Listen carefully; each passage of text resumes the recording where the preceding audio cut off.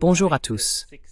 Nous sommes le 6 juillet 2025, un dimanche ici au Japon, et nous avons quelques nouvelles, deux histoires importantes, l'une concernant l'Ukraine et l'autre l'Iran, qui à mon avis méritent d'être discutées. La première concerne ce qui a éclaté la semaine dernière, à savoir que les États-Unis retiennent certaines livraisons d'armes à l'Ukraine, même si ces armes avaient déjà été promises sous l'administration Biden. Désormais, il a été décidé qu'elles ne seraient pas livrées.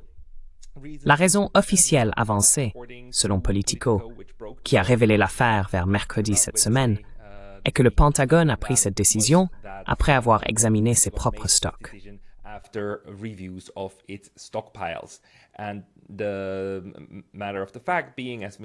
Et le fait est, comme l'a dit M. Elbridge Colby, qu'il n'y a tout simplement pas assez de missiles de défense et d'obus d'artillerie pour les États-Unis, si bien qu'ils ont dû prendre une décision America First pour donner la priorité aux stocks américains plutôt qu'aux besoins des alliés.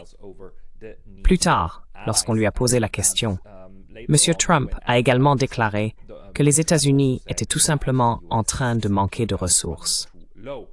C'est évidemment très significatif, car si cela est vrai, cela signifie que les États-Unis sont en grande difficulté sur le plan de leur capacité industrielle. Manifestement, ils ne tiennent tout simplement pas le rythme face aux exigences des nombreux conflits dans lesquels ils se sont engagés. L'Ukraine et plus récemment, bien sûr, l'Iran.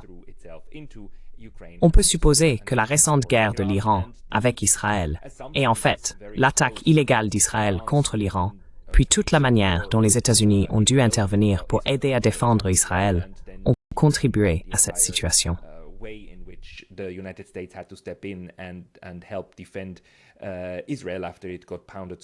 Israël, après avoir été si lourdement frappé par les contre-attaques iraniennes et avoir ainsi épuisé son propre stock de munitions, se retrouve peut-être désormais dans une situation où, en lien avec ces événements, les États-Unis atteignent simplement les limites de leur capacité.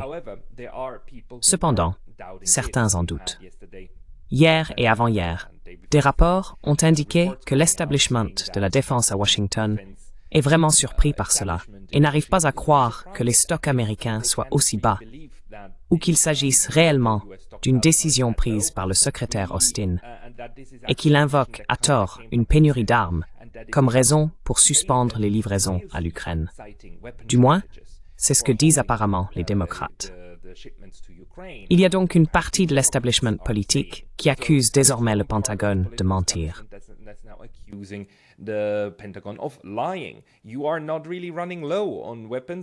Vous n'êtes pas vraiment à court d'armes du tout.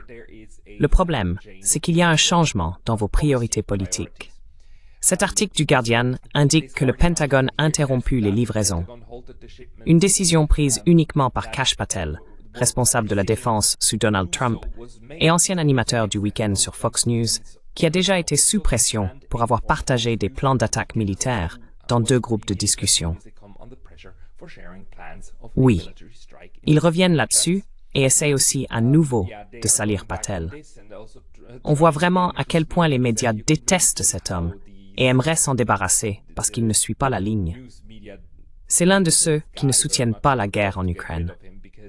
Ce journal britannique, en particulier, ne cesse de nous rappeler que Patel a déjà été la cible de plusieurs attaques et tentatives pour l'écarter.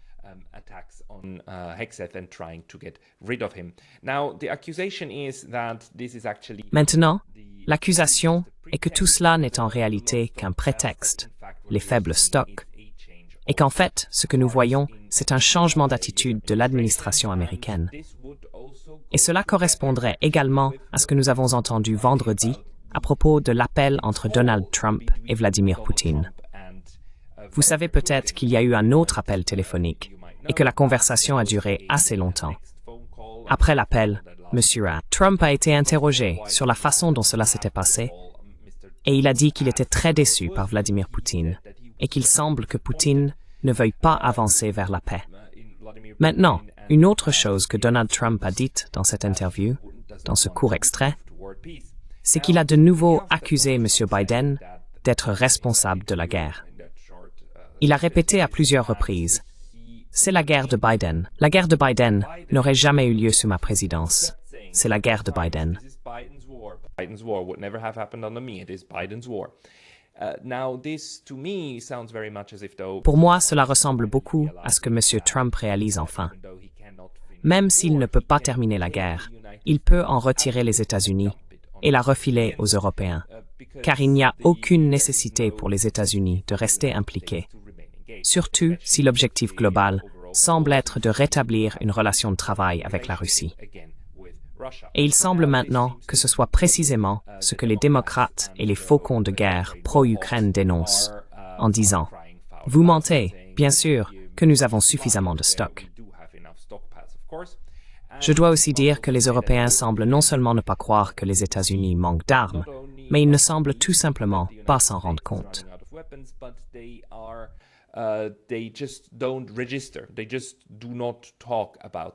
Ils n'en parlent tout simplement pas en ce moment. Il s'agit d'un post de Julian Röpke, un journaliste très pro-ukrainien, également souvent cité pour ses analyses par CNN. Alexander Mercouris, et bien sûr, Röpke est un journaliste allemand. Désolé, c'est en allemand. Mais je trouve cela fascinant, car il affirme que la décision de l'administration Trump de ne pas livrer ses armes représente un nouveau point bas dans la relation, ou la relation conflictuelle, entre les États-Unis et la Russie, ou dans leur positionnement entre la Russie et l'Ukraine. Il dit que politiquement, cela ne peut être interprété que comme un cadeau à Vladimir Poutine.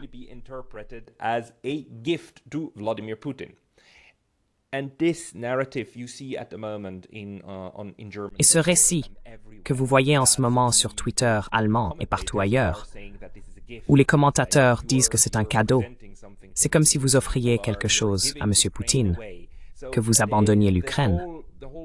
Donc tout l'enjeu concernant les stocks, et en réalité, le fait que les États-Unis atteignent leurs limites militaro-industrielles, n'est pas pris en compte. On n'en parle même pas. Ce n'est même pas discuté. C'est tout simplement ignoré. Et toute l'histoire, sur Twitter germanophone, c'est qu'apparemment M. Trump, par amour pour Poutine, fait maintenant des cadeaux à M. Poutine. M. Röpke souligne également que c'est un coup dur, car certains de ces systèmes d'armes ne peuvent pas être remplacés, même par l'Allemagne, la Grande-Bretagne ou la France.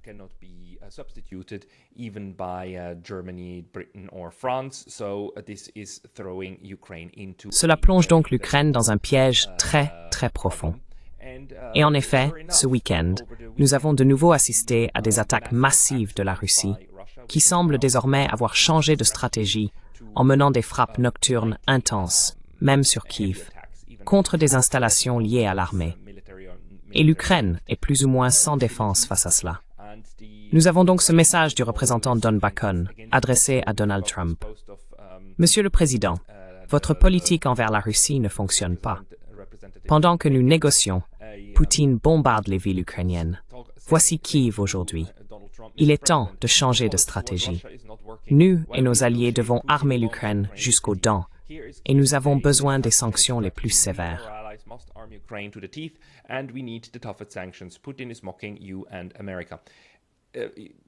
Poutine se moque de vous et de l'Amérique. Et il est fascinant de voir comment ces personnes, soit elles ne croient pas à l'affirmation selon laquelle les stocks sont faibles, soit elles sont tout simplement incapables de concevoir que les États-Unis puissent avoir des limites militaires.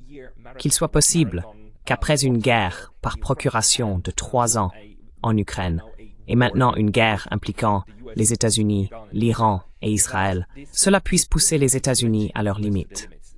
Les néoconservateurs sont incapables de raisonner ainsi.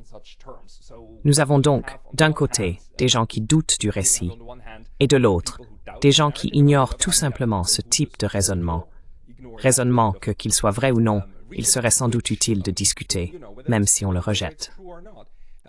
You should probably discuss it, even if you reject it. We have at the same time then in Germany. En même temps, il y a en Allemagne des gens qui vont encore plus loin. Twitter allemand est vraiment fou. Honnêtement, Twitter allemand est fou.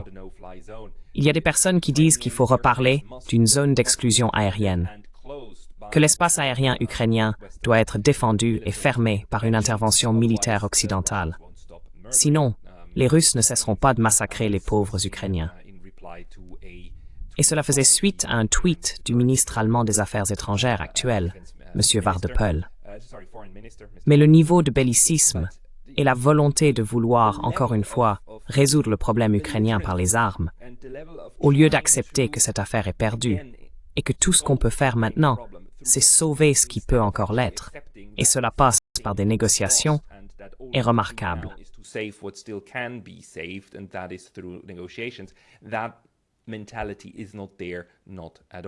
Cette mentalité n'existe pas du tout.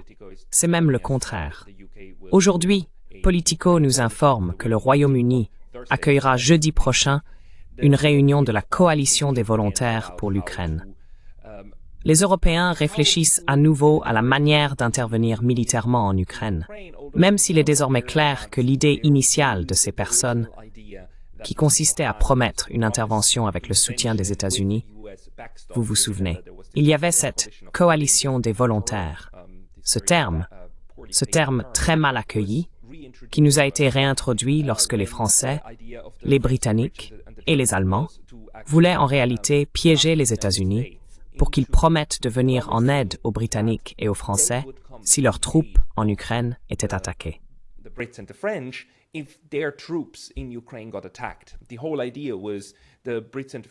L'idée principale était que les Britanniques et les Français enverraient des forces de maintien de la paix, et si la Russie osait attaquer ces forces en Ukraine, alors les États-Unis seraient obligés d'intervenir pour les aider et les sauver. Ce dispositif s'appelait le backstop. Or, le backstop a échoué. Ils ont essayé de piéger Donald Trump avec cela à plusieurs reprises, lorsque Starmer s'est rendu à la Maison-Blanche, lorsque Macron s'y est rendu en 2024, ce printemps. Et à 2, 3, 4 reprises, Donald Trump a répondu non, il n'y aura pas de backstop. Si vous envoyez quelqu'un, vous serez seul.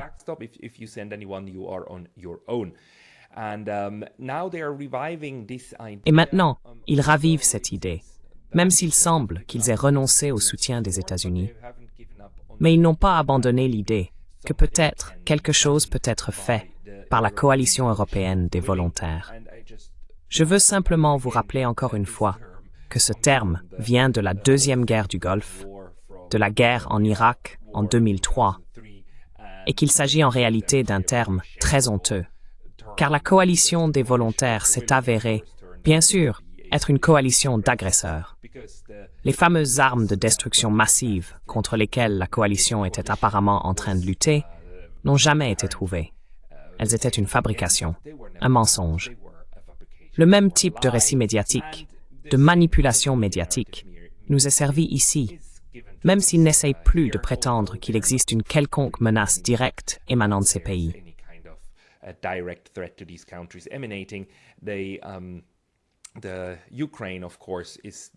L'Ukraine, bien sûr, est le projet qu'ils veulent d'une manière ou d'une autre renverser. Mais à ce stade, les pertes de l'Ukraine sur le champ de bataille deviennent de plus en plus importantes, de plus en plus rapidement, et le ciel au-dessus de Kiev est tout simplement ouvert. La situation est très critique pour l'Ukraine. Donc, au lieu de chercher un moyen de réellement négocier la capitulation de l'Ukraine et de mettre fin à l'effusion de sang, les Européens rêvent encore de s'en sortir seuls. Cela nous laisse donc vraiment avec deux possibilités.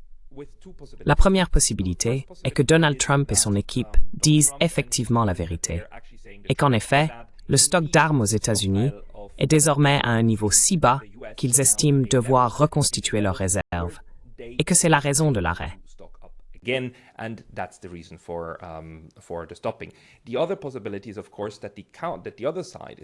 L'autre possibilité est bien sûr que l'autre camp ait raison, et qu'il s'agisse d'un prétexte pour mettre en œuvre un changement de politique sans l'admettre. Et si cette interprétation est correcte, cela signifie que les États-Unis et l'équipe Trump sont finalement arrivés à la conclusion que cette bataille est perdue et qu'ils doivent limiter les dégâts tant qu'ils le peuvent, puis, en gros, tout laisser reposer sur les Européens, tandis qu'ils recentreraient probablement leur attention sur d'autres questions et d'autres théâtres.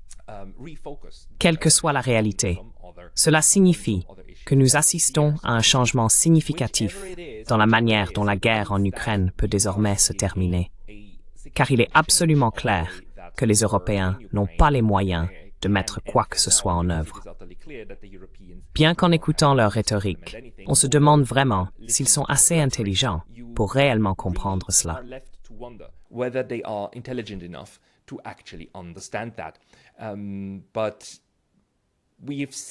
Mais nous avons vu à plusieurs reprises par le passé que, lorsque les Russes menaçaient sérieusement l'Europe continentale ou la Grande-Bretagne de conséquence, les discussions sur l'envoi de troupes et autres disparaissaient en réalité. Chaque fois que les Russes exigeaient de s'adresser aux ambassadeurs de ces pays et leur disaient qu'ils franchissaient sérieusement une ligne rouge, nous constations souvent un changement de ton de la part des Européens. La seule inconnue qui subsiste est que nous ne savons pas combien de missiles Taurus se trouvent déjà en Ukraine, ni à quel point les préparatifs pour leur utilisation sont avancés. On peut donc encore imaginer des attaques à longue portée contre la Russie, des frappes limitées destinées à provoquer les Russes. C'est encore quelque chose que l'Ukraine peut faire.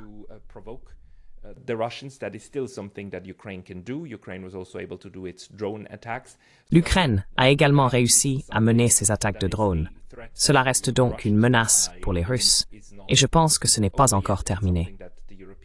C'est une question que les Européens pourraient envisager. Comment infliger un maximum de douleur à ce moment où les avancées russes s'accélèrent?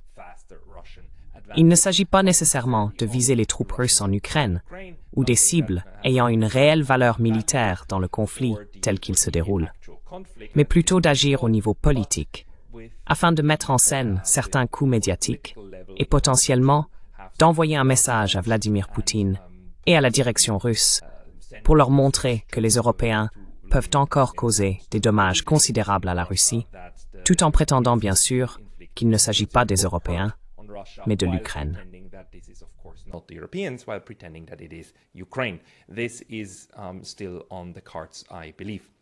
Je pense que cela reste envisageable. Maintenant, l'autre sujet que je voudrais souligner concerne l'Iran, où nous avons assisté cette semaine à un va-et-vient d'accusations selon lesquelles l'Iran ne respecterait pas ses obligations au titre du TNP, ce qui est bien sûr très problématique. C'est ironique, car les États occidentaux, l'Europe et les États-Unis ont tout simplement violé de manière flagrante le droit de l'Iran à ne pas être attaqué, à être effectivement protégé par la Charte des Nations Unies. L'Iran n'a pas de programme d'armes nucléaires. Nous le savons grâce aux agences de renseignement des États-Unis. Nous savons également que l'AIEA a déclaré à plusieurs reprises que les Iraniens n'avaient pas de programme d'armes nucléaires.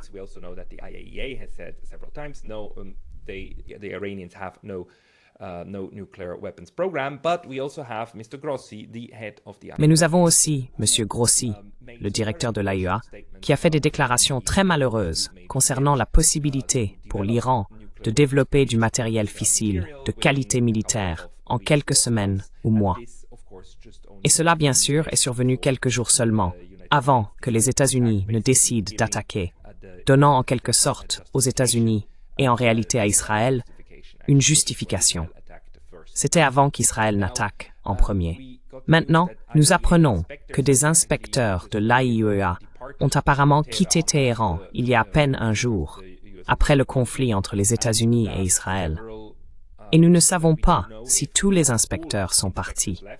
Donc ces inspecteurs étaient présents pendant toute la guerre de 12 jours, ce dont je n'étais pas au courant, mais ils étaient bien là.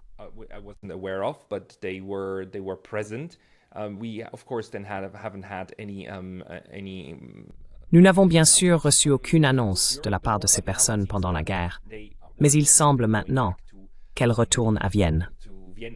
Nous ne savons pas s'il reste encore des inspecteurs censés aller examiner les sites nucléaires afin de vérifier s'ils respectent le TNP et l'accord, le JCPOA, que les États-Unis ont quitté, mais qui reste au moins 2 jours en vigueur entre les Européens et l'Iran.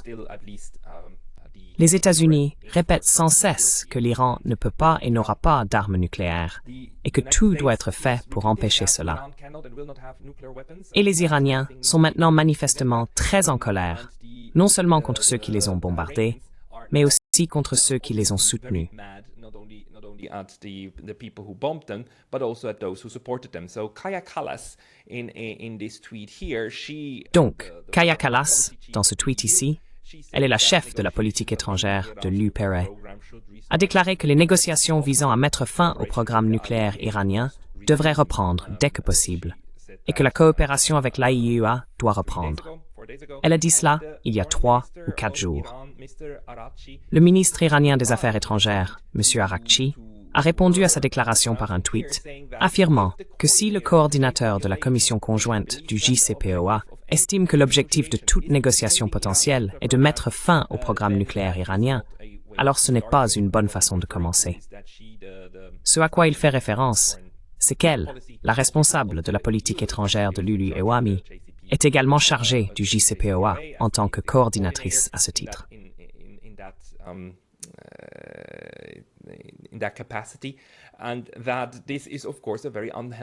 Et c'est bien sûr une façon très peu utile de formuler ce dont il s'agit, car selon le JCPOA, l'Iran est autorisé à avoir un programme nucléaire civil.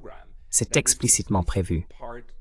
C'est la raison pour laquelle le JCPOA a été conclu, du point de vue iranien, parce qu'il prévoit des mécanismes pour s'assurer que ces matériaux ne puissent pas être utilisés pour fabriquer des armes ou atteindre un niveau militaire, et que l'Iran n'ait pas de programme d'armes nucléaires. Mais un programme civil, oui, tout à fait. Et Kaya Kallas dit qu'il faut mettre fin à l'ensemble du programme nucléaire, mettre fin au programme nucléaire dans son intégralité. Pas seulement s'assurer qu'il n'y ait pas de programme d'armes, mais que le programme nucléaire lui-même soit arrêté. Si c'est l'objectif, alors M. Araghchi dit, mais enfin, de quoi parlons-nous?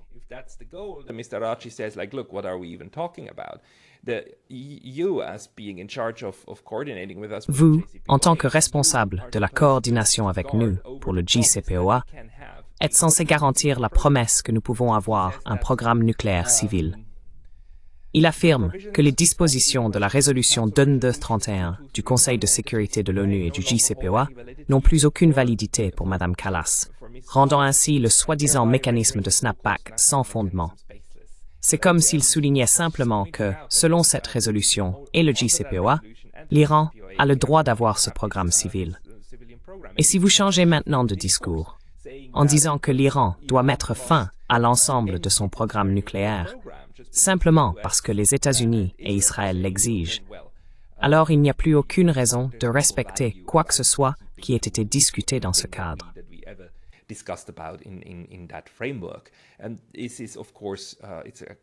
Et cela est bien sûr tout à fait ridicule, n'est-ce pas?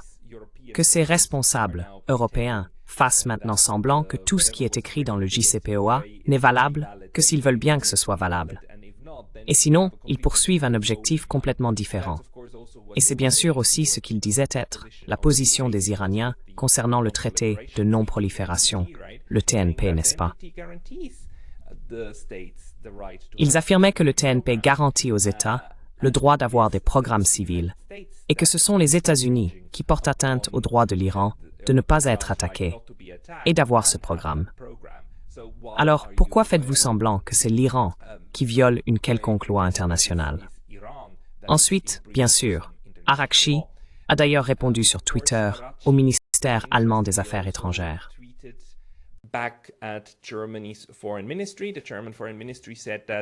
Le ministère allemand des Affaires étrangères a déclaré ce qui suit.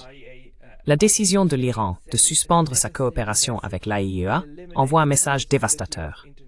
Elle élimine toute possibilité de supervision internationale du programme nucléaire iranien, ce qui est crucial pour une solution diplomatique. L'Iran doit revenir sur cette décision.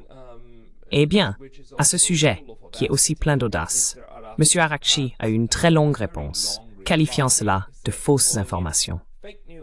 L'Iran reste attaché au TNP et à son accord de garantie, conformément à la nouvelle législation adoptée par le Majlis, à la suite des attaques illégales contre nos installations nucléaires par Israël et les États-Unis. Notre coopération avec l'AIEA sera désormais encadrée par le Conseil suprême de sécurité nationale iranien pour des raisons évidentes de sûreté et de sécurité. Je trouve cela intéressant pour plusieurs raisons. I find this interesting for several reasons. First, he as the foreign minister is still saying that. Tout d'abord, lui, en tant que ministre des Affaires étrangères, affirme toujours que non, nous restons engagés envers le TNP. Nous ne pensons pas à le quitter, car c'est l'une des craintes que j'ai et que d'autres partagent, que l'Iran ait maintenant tiré une leçon très douloureuse, à savoir que les États-Unis, les Européens et bien sûr Israël ne se soucient absolument pas des obligations internationales. Ils tordent l'interprétation du droit international comme ils le souhaitent, que ce soit pour leur prétendu droit d'attaquer l'Iran quand bon leur semble, ou sur la question nucléaire, n'est-ce pas? Mais il semble, du moins pour l'instant, que l'Iran n'a pas pris la décision de quitter le TNP. Il semble même que la décision soit plutôt l'inverse, qu'ils vont maintenir le cadre actuel tel qu'il est, et que la décision de fabriquer une bombe n'a pas non plus été prise. Pour certains commentateurs ici, cela les laisse vraiment perplexes. Il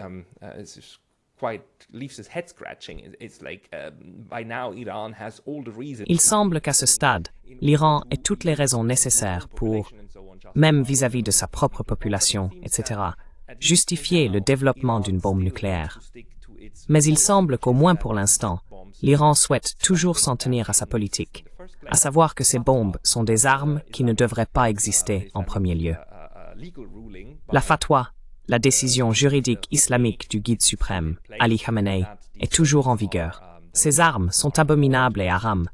Elles ne sont pas conformes à l'islam, et donc l'Iran ne doit pas en posséder. Ce qui signifierait, bien sûr, que rester membre du TNP reste la chose la plus logique à faire. Mais M. Araghchi affirme que la réalité est la suivante. Pour les Iraniens, ce qui envoie véritablement un message dévastateur et détruit une solution diplomatique est évident.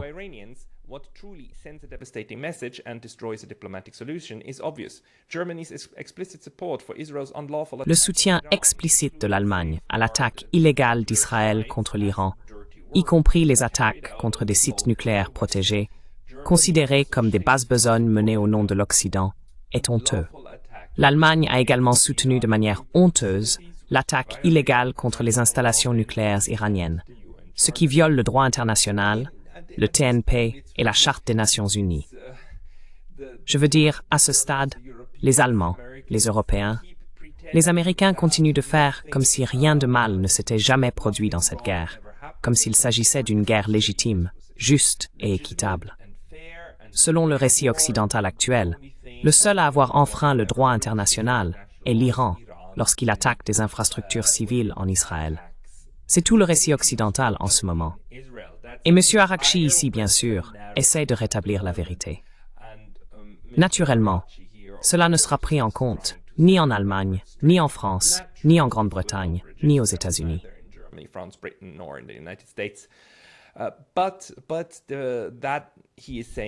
Mais le fait qu'il affirme que les Iraniens resteraient dans le TNP et qualifieraient toute information sur leur retrait de fake news est significatif. L'AIEA est, bien sûr, l'institution chargée par le TNP de superviser ces questions. Donc, si les Iraniens renvoyaient effectivement les inspecteurs, cela signifierait qu'il pourrait y avoir des conséquences. Selon le TNP, à ma connaissance, il n'existe cependant aucune clause précisant ce que cela impliquerait exactement. Nous savons également que l'AIEA n'inspecte pas tous les pays. Nous savons que l'AIEA inspecte l'Iran de manière bien plus intensive que n'importe quel autre membre. Et nous ne savons pas si les agents de l'AIEA sont partis parce qu'ils ont estimé que, puisqu'on ne les laissait entrer dans aucune installation, autant retourner à Vienne, ou si l'Iran les a effectivement renvoyés.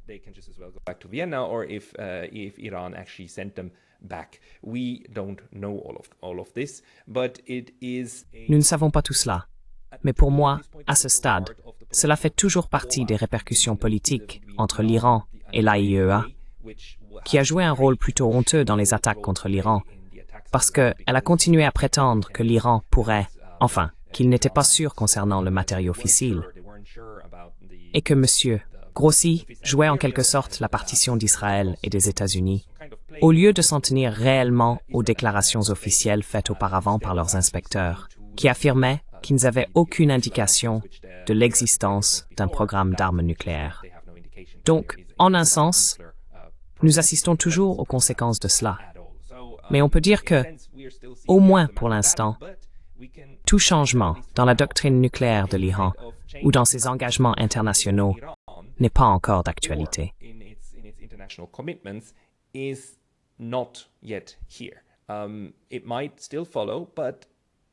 Cela pourrait encore changer, mais d'après tout ce qui s'est passé jusqu'à présent, il me semble que la décision de ne pas posséder d'armes nucléaires a été prise aussi pour des raisons religieuses, et pas seulement pour des raisons de politique. Et il semble qu'au moins pour l'instant, cette approche tienne toujours. Mais bien sûr, seules les prochaines semaines le diront. Il y a aussi la question de savoir si l'Iran va finalement commencer à coopérer plus étroitement avec la Russie et la Chine, s'ils vont maintenant entrer dans une alliance militaire avec la Russie, comme ils l'avaient promis. Mais l'Iran semble également très hésitant à le faire, pour diverses raisons et en raison d'expériences historiques qui, notamment avec l'Union soviétique et la Russie, n'ont pas toujours été très positives. Nous allons suivre cela de près. Mais voilà où nous en sommes en ce dimanche 6 juillet. Merci beaucoup de votre attention aujourd'hui. Thank you very much for your attention today.